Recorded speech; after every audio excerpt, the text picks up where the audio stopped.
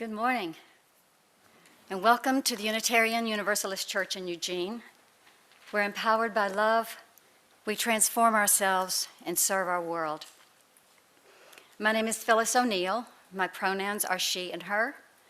With me today are our affiliated community minister, Reverend Dennis Reynolds, our music director, Joe Rondo, collaborative keyboardist, Suzanne Giordano, Interim Director of Faith of Formation for Children and Youth, Sarah Sauter, song leaders Bob Sorrentz and John Roy Wilson, and working behind the scenes, Technical Communications Coordinator Kat Johnson and AV volunteer Phil Stevens. As you enter the sanctuary and at any point during the service, you may write your joys and sorrows in our book, light a candle, or place a stone in the water. Let that be your prayer for today. If you're joining from home, you can put your prayers and sorrows into the Zoom chat, which will be open until the start of the sermon. And during the week, you can go to the Pastoral Care portal on our website to let the ministers know what you're going through. We gather in worship to find meaning and to live more deeply. Worship creates connections within, among, and beyond us, calling us to our better selves, calling us to live with wisdom and compassion. Whoever you are, whomever you love, whatever your image of the holy, we're glad you're here. If you're visiting with us today, we'd love to hear from you and invite you to fill out a visitor form. They are in two places in the building, in the pamphlet rack that's on the wall outside the kitchen and on the way to the social hall, and on the round table near the art gallery close to the administrator's office. If you're online, the link is being dropped into the chat now.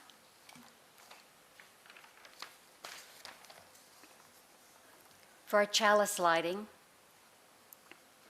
Our chalice lighting today is from the Canadian Unitarian minister, Reverend Deborah Falk.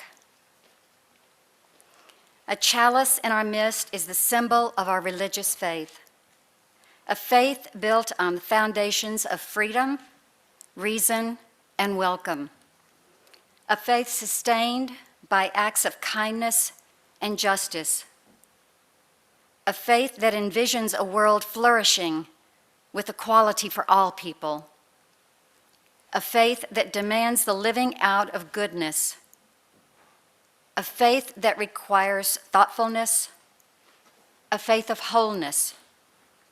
This tiny flame is the symbol of the spirit of the spark of all within each of us. We also lit the blue candle in solidarity with all who are suffering because of the war in Ukraine. And now, let us together say the words of our mission, which affirms our shared purpose.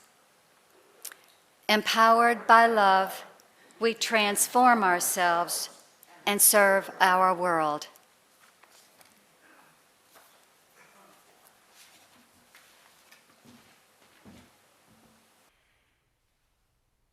Welcome to all.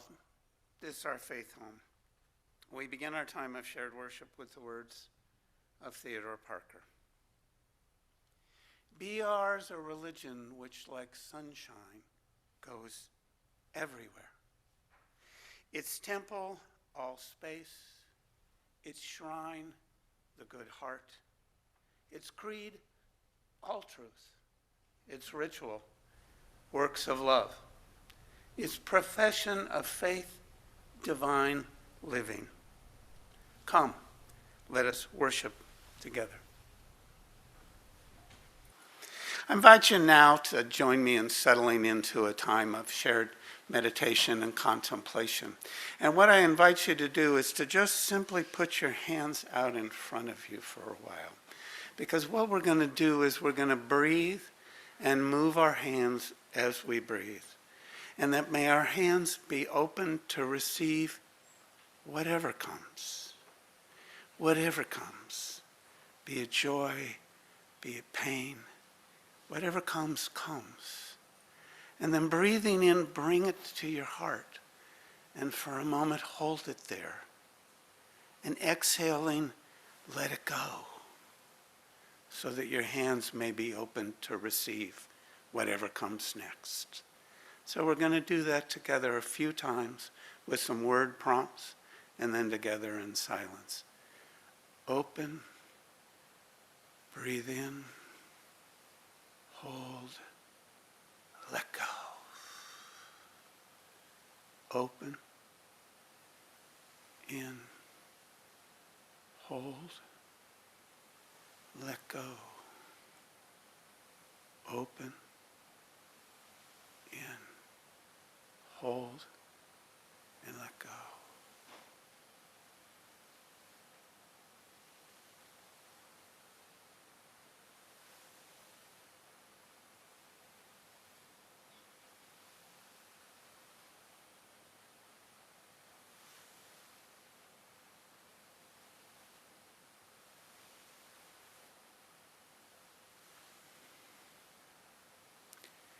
Let's just hold our hands open in silence for a time.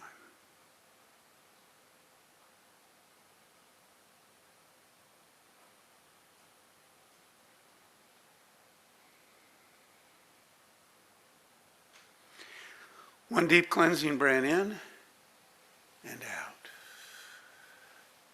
As we move on into our morning. Our reading today is from Desmond Tutu, an Anglican archbishop and leader in the struggle for justice and deep peace in South Africa. He died in December. He was the author of the Dalai Lama Book of the Book of Joy. Discovering more joy does not save us from the inevitability of hardship and heartbreak. In fact, we may cry more easily, but we will laugh more easily too. Perhaps we are just more alive.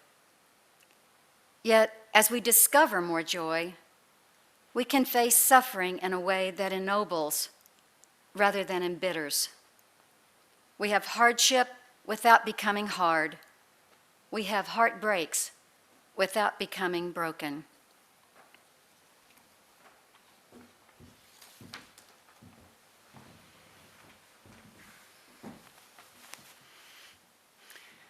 I don't know about you, but I feel a sense of joy when I gather in this my faith home.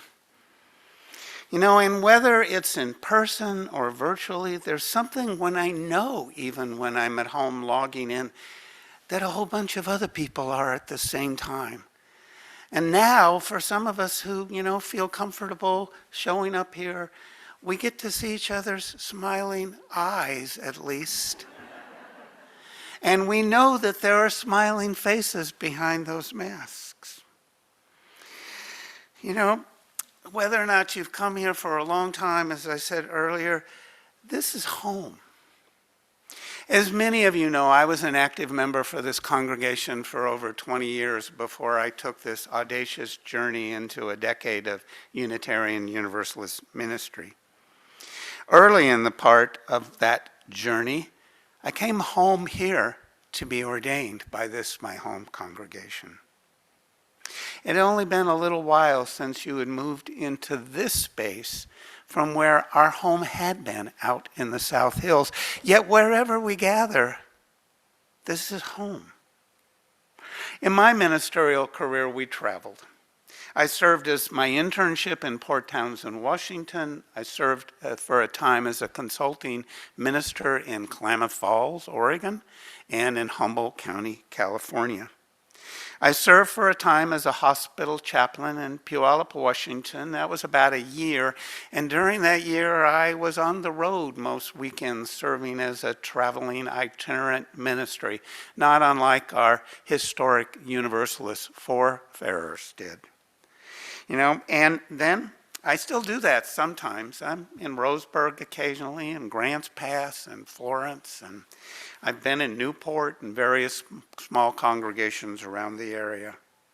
For 6 years, I got to settle in for a little while where I served the Unitarian Universalist congregation of Whidbey Island, and we lived in the beautiful little village of Langley. It was a sweet place to call home. But when my wife Suzanne and I retired, we knew we wanted to come home to Eugene, where we had lived before, to the town and to this congregation.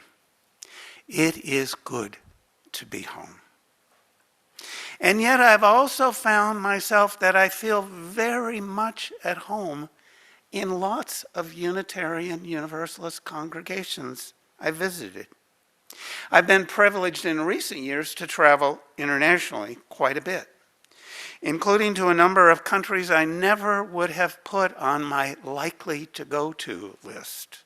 I've been to South Africa and to Haiti, not on the list of places I thought I would go. The latter trip to Haiti was part of a gathering group of Unitarian Universalist seminary students. We were sort of a pilot for a program that's now become the Unitarian Universalist Service Committee's College of Social Justice.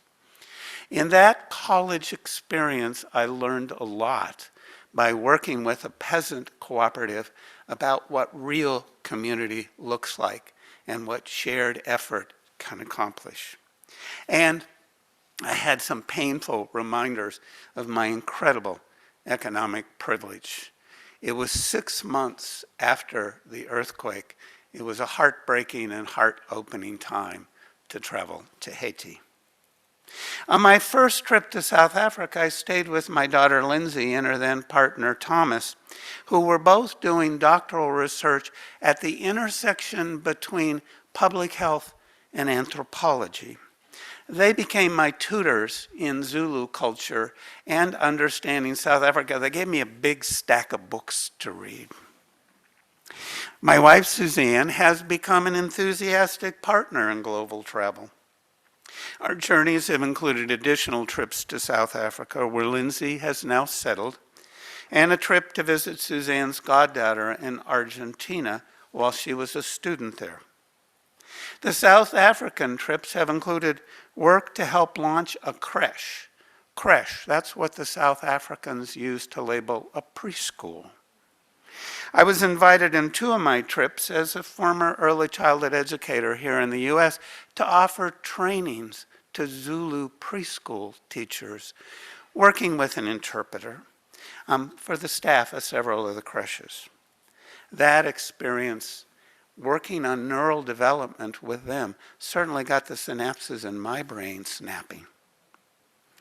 In 2019, before traveling to South Africa, we participated in a Habitat for Humanity project in Kabwe, Zambia. Kabwe makes me say the other vowels. Kabwe, Zambia.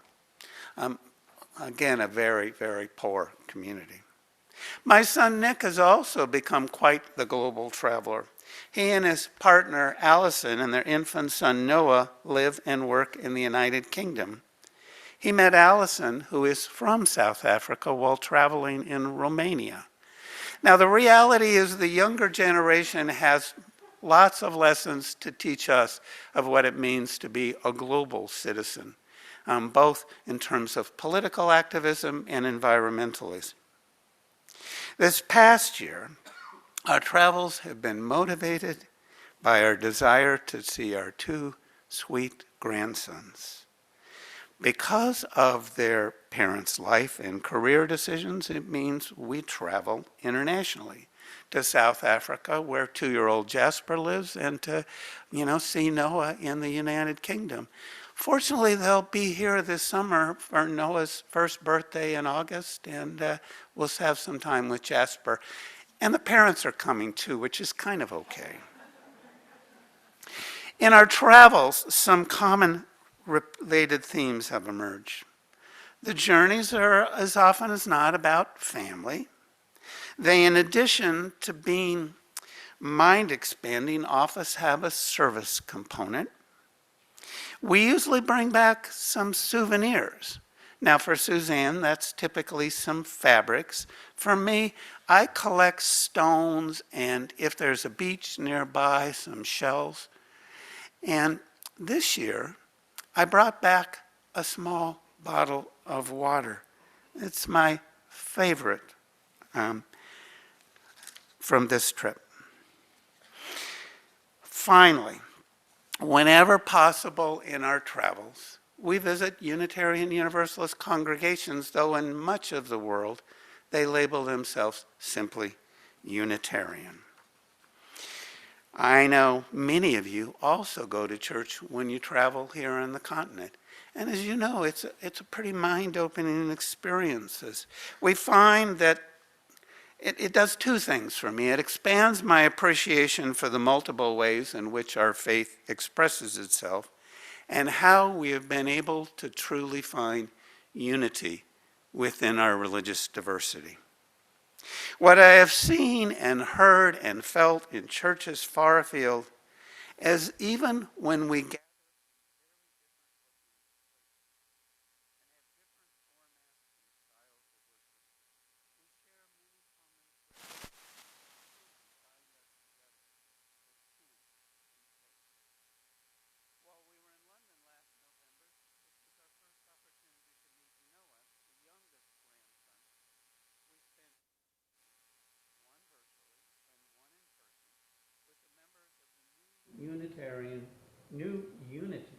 Unitarian Chapel in London.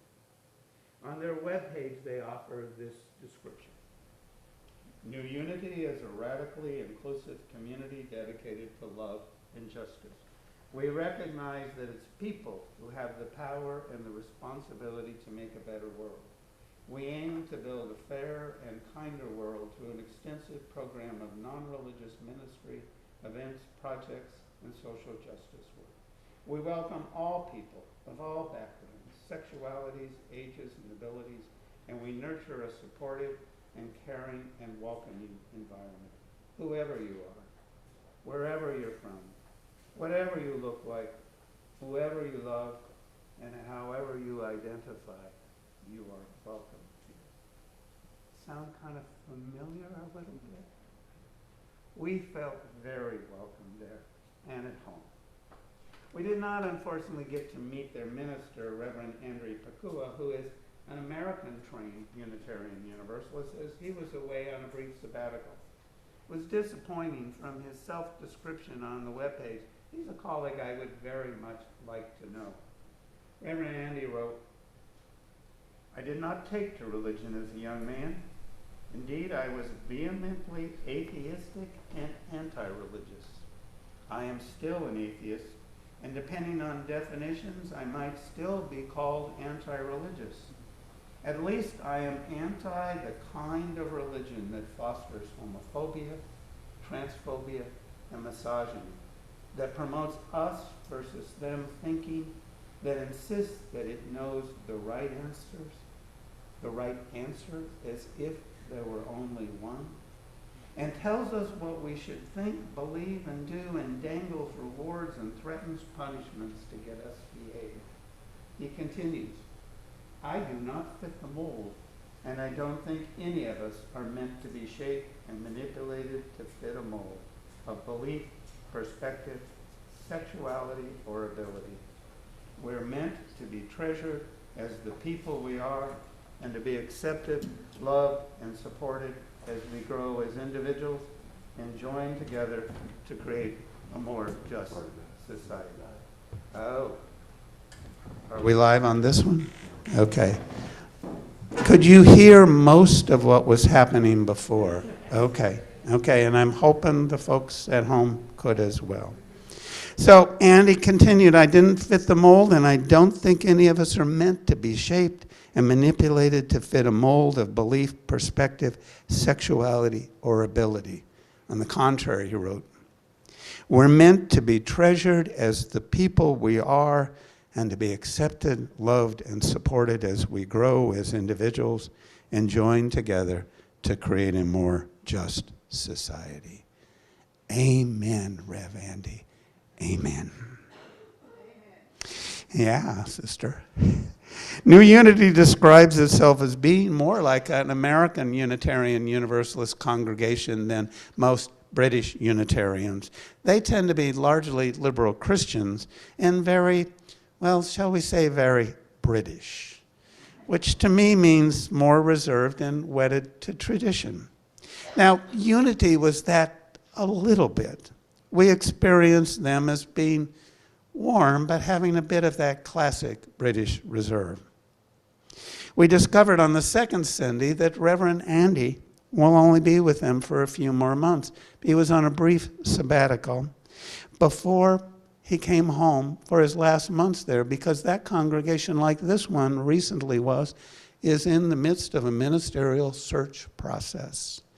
And the topic of that Sunday's sermon was about that process, which surprisingly to me had a lot in common with the ministerial search process recommended by our own Unitarian Universalist Association. When we went to South Africa this year, we also went to church, both virtually and in person.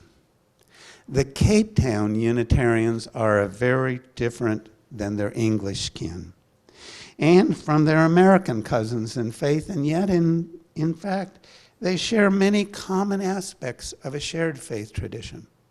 This was not the first time I had contact with that community. I first visited the Cape Town Unitarians in my first trip to South Africa back in 2009. That first Sunday there, I entered the sanctuary. They handed me a hymnal as I walked in the door. They had just gotten a shipment from Boston of what to them was their brand new gray hymnals. And they had marked the pages where each of the songs we would sing that Sunday.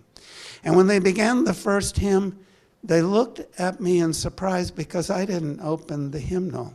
It was hymn number 123, Spirit of Life. As many of you know, in this congregation, people sing it twice every Sunday. Back then, I didn't notice a whole lot of diversity in that congregation. They didn't look much different than this community, which is deeply surprising in a city and a country where less than 20% of the population is white. And after church chatting, I discovered a number of the members were American expats living in South Africa. Several of them were retirees who were there in part because their retirement dollars could go further. They came to church for community, not unlike what many seek here in our country. In 2005, I had a very different kind of opportunity to connect with the Cape Town Unitarians. I discovered through a Seattle area ministers group that the Reverend Rue Milan, then minister of that congregation, was coming to the U.S. to attend General Assembly, which then, as it will be again this summer, was in Portland, Oregon. We were in the Puget Sound area, and when I heard he was going to be in Seattle for several days before GA and was seeking a homestay and a ride to Portland, Suzanne and I reached out and invited him to spend a couple of days with us on Whidbey Island before we traveled together to General Assembly. We had a great visit. We spent time together talking about theology and church dynamics. I mean, that's the stuff ministers talk about. We also just hung out, and we gave him a glimpse of the natural beauty that surrounds us there and a glimpse of what the trip down into Oregon was like. It was great just hanging out with Rue. When we came to South Africa the next January, we spent our time in KwaZulu-Natal province, and we did not make it to Cape Town. We were back, though, again in 2019. Suzanne wasn't feeling well, so I Ubered in on my own into the city for church. What I saw there was a church that had been changing. It was more diverse racially and, by all appearances, economically. The mood felt much more dynamic. Any traces of the reserve they shared with their English cousins had gone somewhere far away. Due to family commitments, I was unable to linger after the service and learn more about these people and who they were and what they were up to, but the feeling was just upbeat and positive.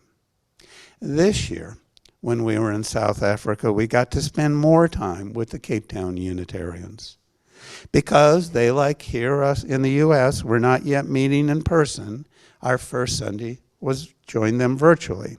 On that particular Sunday, Rue Milan was in the pulpit. He was co-officiating the service. Rue is no longer their minister. He serves as a community minister engaged in pastoral resiliency work in the larger community. Rue spoke about how he and others in the congregation are supporting a garden project in one of the informal settlements at the edge of Cape Town. South Africa has the largest gap between wealth and poverty of any country in the world. And those so-called informal settlements are home to many of the poorest of the poor. The goal of their project is to not merely meet an immediate need, but to work over time to meet continuing needs and to build supportive and accountable relationships with people in that community. Sounds to me like the best kind of justice work, don't you think? Our dedicated offering this month has some similarities with their effort. And we're beginning to explore some possibilities for the future of some connections between the Cape Town congregation and our congregation. Sarah and I talked this week about possibly exploring some pen pals between kids here and kids there. On Thursdays while we were there, we joined an online meditation group. We do it Wednesdays when we're at home. It was led by the congregation's current minister, the Reverend Nima Taylor. The group included folks from around Cape Town, and we discovered one of the people sitting with us was just around the corner from where we were staying. We also had a delightful lunch that week with Rev Nima. She is both an ordained minister who trained in Kansas City at a Unity church and a Zen teacher. On the following Sunday, we got to go to church in person. There, I got my favorite souvenir from this year's trip to South Africa. It's a small bottle of water. I'll bring it here later for a special day. You see, we were there for their water communion service. They gather together waters many bring and invite all to leave with just a little bit of those mingled and blessed waters. As is done in many congregations, they begin their church year with such a service. In Cape Town, they hold that service in January. Here and there, the church year has long been connected to the school year, and in Cape Town, the school year and the church year begin in January. It was a very, very sweet and meaningful service, their first in a new hybrid format. Both those present and those joining in virtually participated in the communion. I found myself during part of that service weeping softly. It was so sweet to be together. The best part of the morning, though, was after the service, when we were invited to stay for tea and biscuits. Now, biscuits, that's what they call cookies. Now, the biscuits were mediocre. The conversation, though, were grand. I met and talked for a while with Gru Molonga. Gru is Congolese, and Gru is currently a student at Meadville Lombard Theological School, which is where I attended seminary. This year, he is attending virtually and thus managing to avoid cold Chicago winters. Gru and I talked about a theology professor who had stretched both our minds. He shared with me a notion that I hope to explore with him online, or maybe we'll get a time to connect because he's coming to GA, about what he is working around the difference between Unitarianism in Africa and African Unitarianism. I also talked about permaculture with Sele Asua, Soleil is a lay leader and had led that morning service. And we visited with Hans, whose last name I didn't get, about a Dance for Desmond Tutu event that was coming up in the community. That congregation in a country that has experienced much hardship has found joy. They have learned to laugh and to cry more easily. They were fun and funny and so sweet to us, we stayed for nearly 2 hours. The Cape Town Unitarians list on their webpage the same 7 principles and 6 sources as do the member congregations of the Unitarian Universalist Association. They too place a flaming chalice in their midst as the symbol of their religious faith. They've chosen to use one that incorporates in its design the blossom of a protea, a lovely yet strong South African flower. They describe themselves simply as a spiritual community dedicated to honoring the inherent worth and dignity of every person. By the way, one of the differences between that community and this one is the way they spell honor. They spell it H-O-N-O-U-R, where we usually in the U.S. would drop that O. But the sentiment expressed is a shared sentiment, expressed here and there with enthusiasm and with love. The Cape Town Unitarians' mission statement reads, "Inspired by our shared values and the collective wisdom of humanity, we come together as an open and inclusive community to grow in awareness, understanding, and insight, to nurture each other on our unique paths, to act towards a just and sustainable world." Or as expressed on the t-shirt Hans modeled, which unfortunately didn't have in my size, Cape Town Unitarians: justice, equality, sustainability, shared love and respect, liberal spirituality, accountability, open heart and mind. That certainly sounds like the aspirations of any Unitarian, Universalist, or Unitarian congregation anywhere on the globe. May we, in our community, continue with them to seek to manifest such values in the world. May it be so. May we make it so. We extinguish this flame, but not the light of truth, the warmth of community, or the fire of commitment. These we carry in our hearts until we are together again.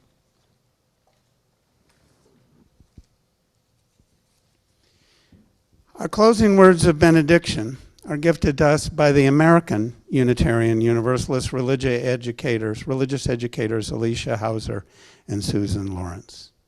We are Unitarian Universalists, with minds that think, hearts that love, and hands ready to serve. Together we care for our earth and work for friendship and peace in our world. Salam. Shalom. Amen. And blessed be. Go in peace. Go in love.